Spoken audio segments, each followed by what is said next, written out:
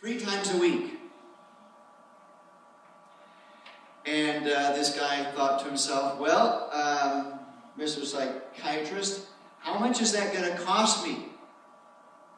And he said, well, $100 an hour. So this man said, well, let me sleep on it. And he left. Couple years later, these two bump into one another. And this psychiatrist says, hey, why didn't you ever come and seek my help? He says, well, I'm cured. Wow, how'd that happen? He said, well, my friend cut the legs off my bed. And he didn't charge me a thing for it. You know, we all face certain fears. Each one of us has something that may cause us to be fearful, something that may terrify us from time to time. And I think Abram is one of those men that we see this morning that could tell us from his very own experience that life is scary sometimes. Life can be terrifying sometimes. We can all encounter those dreadful moments. And so when we do, and I thank everyone this morning in earshot of my voice, in those terrifying moments, in those moments of fear, I believe that we turn to the promises of God in those moments. And when we do, what is your attitude toward the promises of God? You see, because we're not robots, we go through different experiences, and sometimes some of us simply look at the promises of God, and for whatever reason, and there are several, we think, we feel, we believe that His promises, God's promises, are meaningless. We believe that. We feel that. We think that. Sometimes we are prone to have that attitude. God, your promises are meaningless because. Well, because I've been praying for this to happen for so long, and it hasn't. But you said, you promised in your word, Lord, but I don't see anything. I don't see it happening. Lord, maybe I'm even seeing the opposite occur. And so you see, that can happen to each of us. There can be times in our life because of our circumstances, because of things going on in our life, in the life of our loved ones, people around us, that we turn to the promises of God and we read them, we claim them, we understand, look, we know who said it, but why is it not happening? And then we think, we feel, we are led to believe that His promises are meaningless. And and let me just say, can I just pause there for a second? When we do, we really set ourselves up for more pain, for more heartache, for more terror. Because there's a different path. And it's this, that in my darkness, in those terrifying moments, in those dreadful days, as Christians, as those who believe there's a God, we can turn to His promises and we can bank on it that they are true. We can count on it that they will be fulfilled. We can be reassured that God's promises are meaningful. That they mean something. That He keeps His promises. All of them. And so you see, that's the path that we and that we take sometimes. That's the crossroad that we often stand at when it comes to the promises of God. And we do well remembering and choosing the path and remembering that His promises are true, that what He says He'll do, and therefore those things that we find, that we read, the promises in the Bible, they are therefore meaningful. And in contrast to feeling, believing, tending to think that currently God's promises don't mean me, they're meaningless, when we trust in God, in His timing, in His love, in His power, we can realize that His promises are meaningful because He will do what He has promised. And so this is a crossroad that you and I stand at. And sometimes we'll catch ourselves and we'll be led to believe, somehow we'll feel that they are meaningless, and there are other times where we will firmly believe and be reassured and so confident and so certain that God's promises are meaningful. So what do the promises of God currently mean to you? What are you going through in life? What promise do you need fulfilled in your life right now? And what is your attitude towards this promise? Have you been claiming this promise for years and years, and it just feels like God is not keeping His word? Or are there moments in your life and you're just one after the next, thank you, Lord, for this, thank you, Lord, for that. You've kept your word here. You fulfilled your promise here. I see you at work over and over again. You know, it just, sometimes life is like that. We're not robots. We don't respond in a robotic kind of way. We have our ups and downs. We have our doubts, our moments of despair, but we have those other courageous moments of confidence and hope. Life is like that. Abram's life was like that. Abram, in our story here, in this reading in Genesis chapter 15, he is a man who is nearing the end of his life. He's an old man. Abraham was not a perfect man. He didn't make all the right decisions in life. But Abram was a man who strived to do God's will. We know that about him. We can read that about him. Abram here in Genesis 15, he's no longer a younger man. Here Abram has troubles. He's going through some hard times, some very difficult moments, maybe we can say years in his life. Some difficult years Abram is facing. He and his wife, for instance, his wife Sarai, at this moment she's still called Sarai, they are childless. Abram and Sarai, they are without an heir. We read it, we saw it, the word is heir. There's no successor, there's no recipient to what a child could inherit. Should Abram and Sarai pass away, they have nobody, not a child of their own, to leave it to. So they're without an heir. When Abram, we know this about Abram, when he was younger, he strived not only to do God's will, but he followed God's leading. He followed where the Lord led him. Abram left his prosperous homeland and he struck out to where the Lord had called him to go.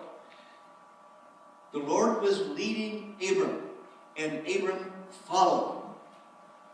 In return, God promised, God told, Abram understood that he was going to be the father of a great nation, of a great people. But that was a long time ago. That was several years ago. And Abram had prospered. God fulfilled his promise. He kept his promises to Abram in every area, every one of them, God kept except one. Abram and Sarai were childless. They were still without an heir. And how could Abram father a nation, be a father of a great people, if him and his wife were old, beyond the childbearing years? How could this happen? How could it be? How could this promise ever be fulfilled? So, Abram, looking into the future, certainly must have been tiresome for him. Might have been discouraging for him. Disheartening for him and Sarai. We have no children. We have no heir. God, I thought you said to me, I thought you promised me that I was going to be father of a great people. Well, in his life, at this moment in his journey here on this planet, Abram couldn't turn back. It was too late to change his course, to do anything different. You know, and there are many people today who look into their future. And when they do, their future, in many ways, like Abram's, looks unpromising. Looks bleak. Maybe even a little discouraging. You know, let's be open. Let's be honest about it. Life has its heartaches. Life has its many dark and terrifying moments. Discouraging days, weeks, months, and years. You know, if you've lost someone, it's difficult. If you've heard bad news from the doctor, it's difficult. It's hard. Those are trying times. You know,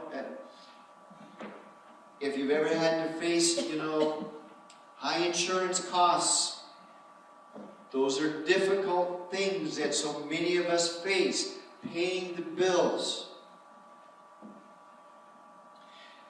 Many times we seem to be in a situation where we just close our eyes, we look into the future, and we just really believe that we have no hope that life will ever get any better. Life will not improve.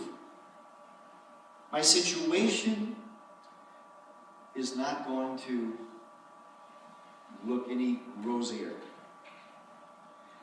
Has any of you ever felt that way before? Don't need to show hands or anything. Sure, we believe in God. Sure, we know that miracles occur. Sure, but we also know the realities of life. We know the hardships of the situations that we endure. And we know that better people than us have faced some very bleak news, some very bleak situations, some very hard and trying times, and have received no hope, no help, no relief. I don't want to sound so negative, and I'm not. It's just that this is life. For many people, this is how they would describe their life. And surely part of Abram's despair, his problem, his heartache, was that he too realized, his own mortality. Author M. Angelou wrote something I thought would be very interesting to share with you. She says this: I realized when I was about 20 years old that I was going to die. And she says, it so terrified me that I double locked the doors. I made certain that the windows were even double locked. I did everything I could to attempt to keep death out.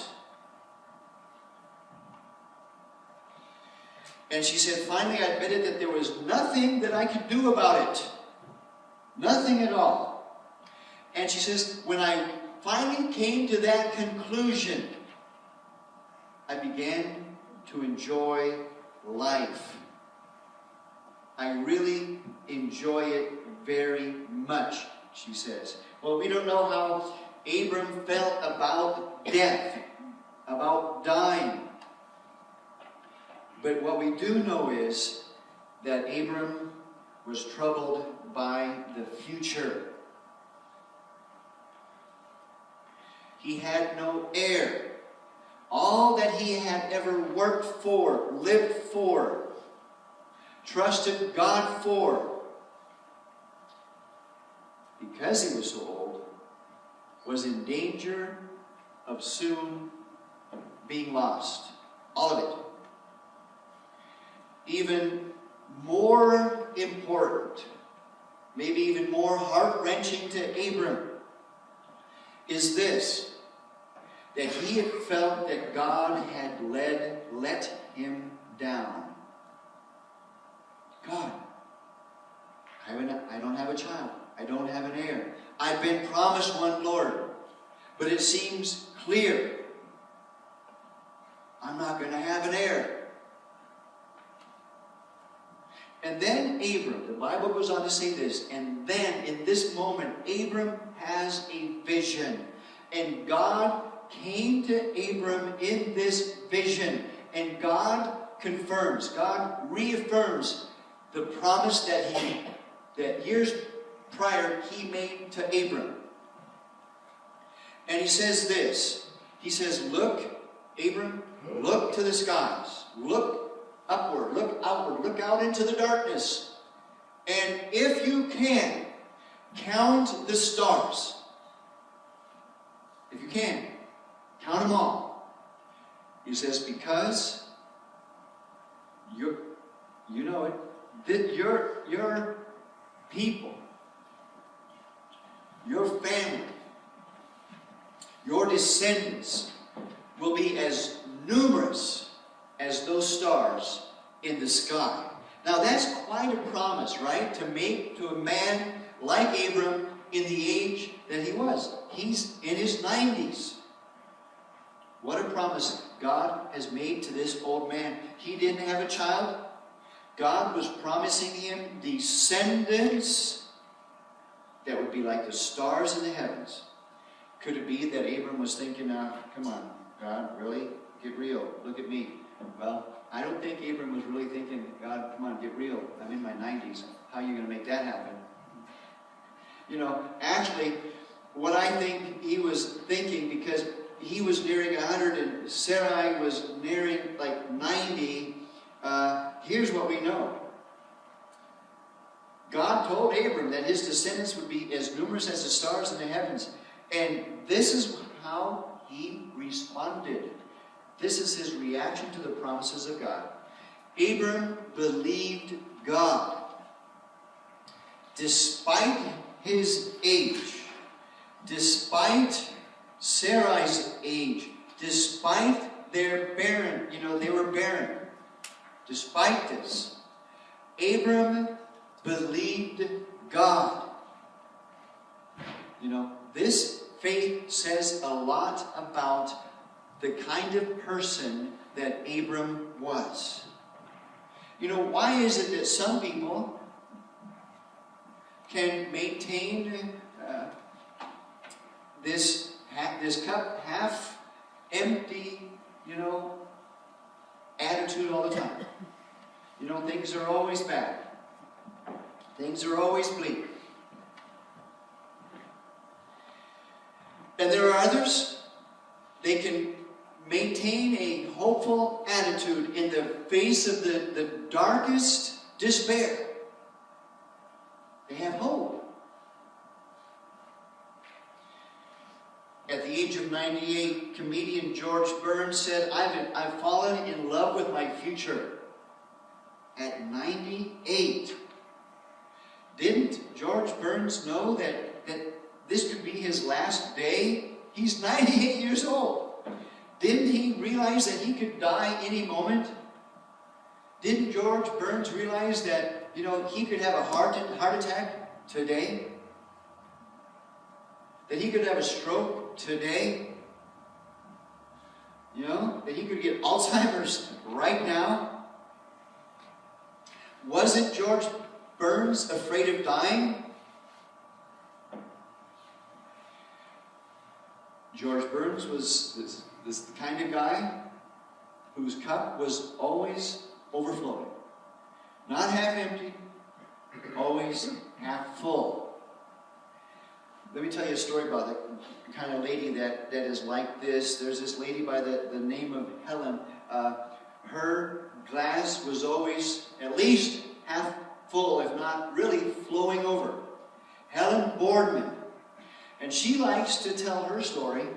And she says, when I got married, I was, she calls herself a cradle robber. I robbed the cradle. She said, I married a man who was 20 years younger than me. I was 97, he was 77. And these two had fallen, and they were happily married. They were married, as she was telling this story, happily for 8 years. And now he's 87, she's 107, and they go dancing. They are in plays in their retirement center, plays that Helen actually even writes and directs. At the age of 90, Helen even went whitewater rafting. Helen claims that she stays vital by learning new things and keeping a positive attitude. As she says, you can tell I'm an optimist, grateful for everything, every day. The cup is always at least half full, if not flowing over. Everything's good. After reading my memoirs, my nephew asked if there had ever been anything bad in my life. Helen answered, if there was, I can't remember it. Well, it may be that Helen was a good forgetter. But how can you explain that some people, when they see the silver lining, when there is a silver lining, all they see really is the dark cloud? There are some people, despite the silver lining, that only see the dark cloud. And yet there are others in the same situations, facing the same circumstances,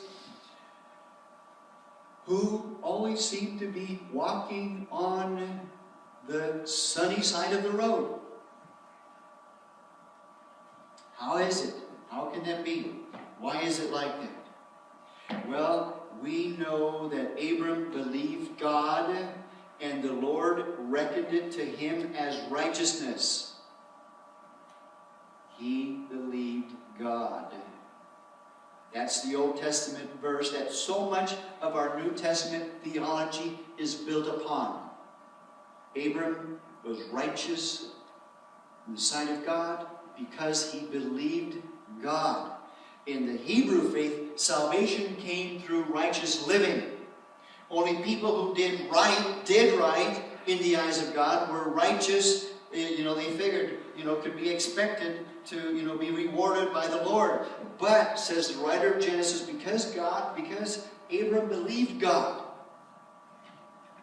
because he believed God, God counted him as being righteous. You see, to God, believing God is more important than keeping the law.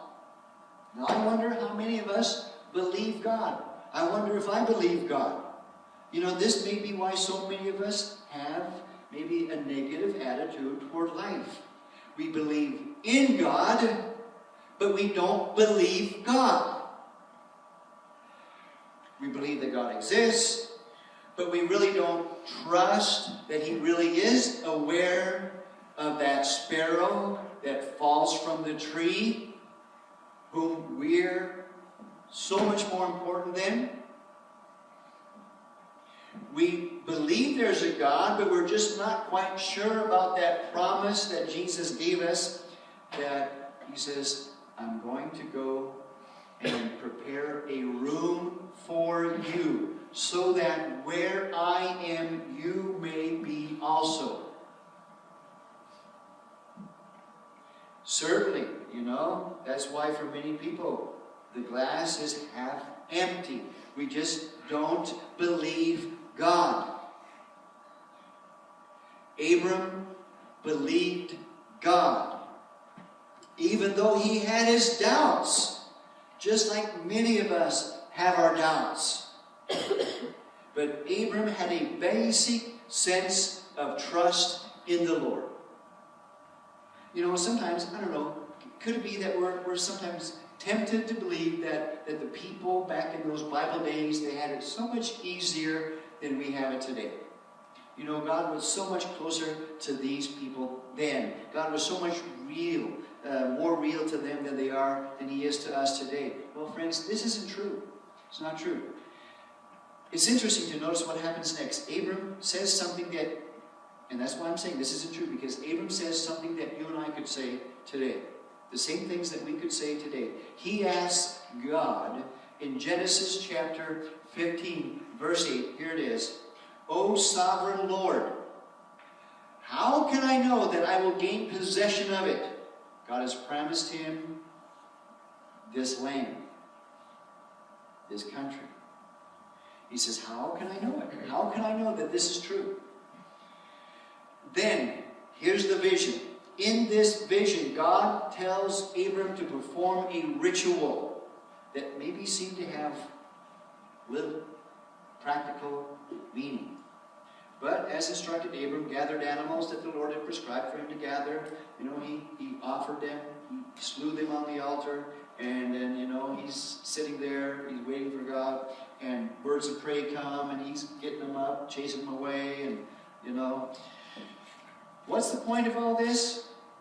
Well, God is confirming His promise. God is making and confirming this covenant with Abram. What's the point? Well, here's what happens. Genesis chapter 15, verse 12 says this. As the sun was setting, so here it is. Abram had all these animals lined up. He cut them in half, except for the birds, we know that. And he's sitting there, and as the sun was setting, Abram fell into a deep sleep, and a thick and dreadful darkness came over him. Well, we made the point. Abram believed God, but it doesn't mean that Abram never had his doubts, his uncertainties. He has this wonderful vision of God, yet later that night, as he's there, this dreadful darkness came over him. And this is life. These are moments that you and I too will face, our dreadful moments, that dreadful darkness that seems to come over us. And yet, we learn, and I want to close with this point here, Abram discovered that God keeps His promise. In their old age, Abram's wife Sarai bears a son. And their descendants are as numerous as the stars in the sky. God fulfilled His promise. Though Abram had his doubts, though Abram may have thought, this is not going to happen anymore, it's way too late, Lord. Why did you even promise that in the first place? I wonder about you and about me. Are we troubled about the circumstance we're facing? Are we dealing with dark situations right now? How about when we think about our future? Are we troubled about it? Abram was. Maybe we're laying awake at night and a dreadful darkness is over us. In moments like that, we learn from Abram that we need to trust God's promises. He does not forget you. He will not forsake you. We need to believe Him, trust Him. We need to hang in there, and we will experience that God's promises are fulfilled. So we bow our heads for a word of prayer. Well, Abram had to stand on the promises of God, and so do we. Jesus tells us that, therefore, he who hears these words of mine and puts them into practice is like a wise man who builds his house upon the rock, upon stone, a firm foundation. And so let's believe God. Let's stand on His promises. Here's what I believe God would have us do. Individually, I believe that God has a promise for you. I believe that. I'm confident of that. And I believe that God would want you to believe that it will happen. That His promise to you will come to fruition. Corporately, I believe that God has a promise for us. For us as a group here, a body of believers that meet here in this room on a Sunday morning. That God has a promise for us. And I believe that He would have us follow Him wherever He leads us. We're standing at the threshold of a new year, threshold of new opportunities. God is giving us His word. He's given us a promise. And He's asking us to follow Him wherever He leads us. Just like He asked Abram to follow Him to places that he'd never been before. I think 2015 may be a year just like that too. For us. For us corporately. And possibly even for you individually. So let's believe Him. He's got a promise for us. And we can stand on it. Amen? Shall we stand together as we close this morning? And now as you go on your way, may God go with you. May He go before you to show you the way, behind you to encourage you, beside you to befriend you, above you to watch over you, and within you to give you peace. Amen and amen. Thank you for coming, and please do take a moment for refreshments now after church.